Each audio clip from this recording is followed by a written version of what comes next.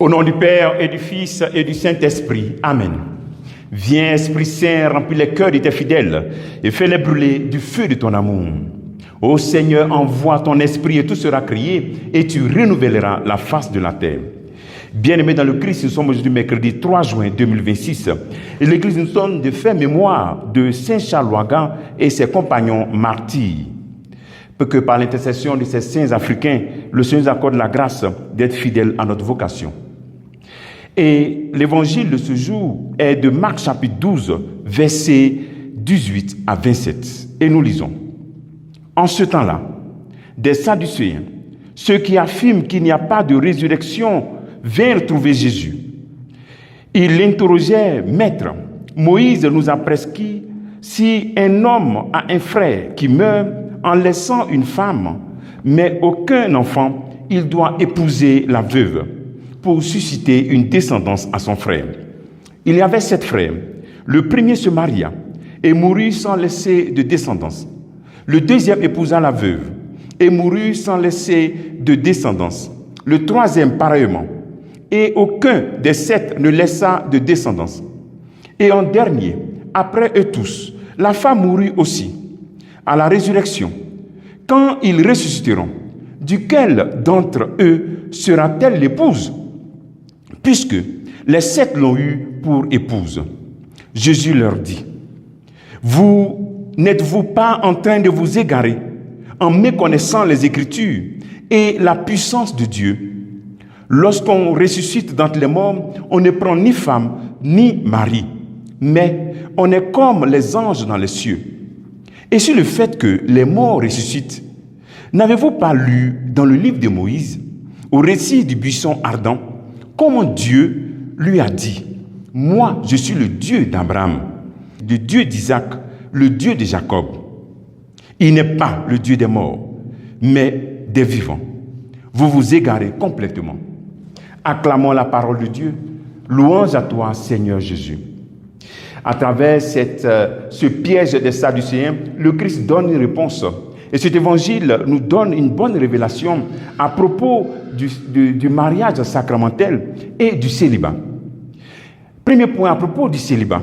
À propos du célibat, ici dans cet évangile, le Christ nous dit que lorsqu'on ressuscite, on ne prend ni femme ni mari.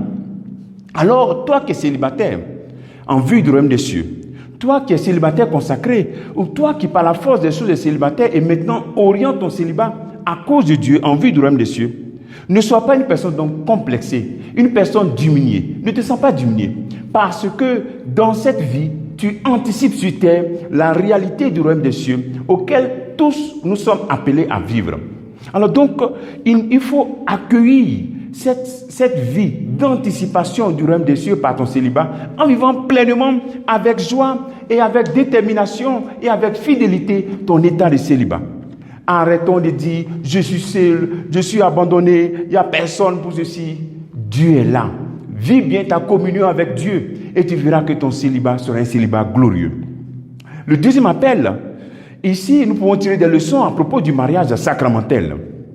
Le mariage sacramentel, lui dit devant Dieu, devrait manifester la puissance de Dieu. Dieu est vivant. Alors, aujourd'hui, dans un contexte où on relativise le mariage sacramentel, pour un oui ou pour un non, on veut se séparer, il faut se rappeler que c'est une manifestation de la puissance de Dieu, montrer que Dieu est vivant.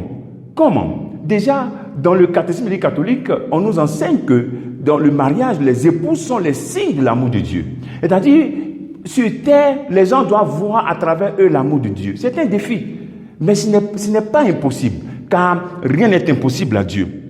Alors, ne laissons pas la mort ou bien les réalités des morts détruire la réalité du mariage. Manifeste dans ton mariage la puissance de Dieu et manifeste que Dieu est vivant. Quand tu laisses les réalités de mort de notre monde entrer dans ton mariage, vraiment, tu laisses la mort prendre le dessus sur la puissance et la vie de Dieu en toi. Et comment le faire? Comme on l'a dit tantôt, les époux sont les signes de l'amour de Dieu. Et nous savons que Dieu a manifesté son amour gratuitement. Nous ne méritons pas, mais il nous aime. Et ensuite, il a accepté que son fils meure sur la croix pour nous. Sacrifice. Donc, il y a 2 éléments essentiels qu'on doit essayer de vivre. La gratuité et le sacrifice. Donner gratuitement l'amour que nous recevons gratuitement de Dieu. Même si l'on ne le mérite pas, donner. C'est cela. Nous ne méritons pas l'amour de Dieu et il nous aime. Alors donne vie à ton mariage. Manifeste la puissance de Dieu dans ton mariage. Comment? Comme le Christ l'a dit, en ne me connaissant pas la parole de Dieu, il faut la connaître, la lire, prier avec, en manifestant la puissance de Dieu par une communion avec Dieu dans le sacrement de l'Eucharistie et aussi dans l'adoration de Jésus-Christ, vraiment présent dans l'Eucharistie. Si tu n'es pas rempli de Dieu, tu ne peux pas le donner pleinement. Le travail que tu peux faire en ce jour, c'est de faire 3 Je vous salue Marie, pour les célibataires en vue du royaume des cieux et pour les mariés. Que Dieu te bénisse, au nom du Père et du Fils et du Saint-Esprit. Amen.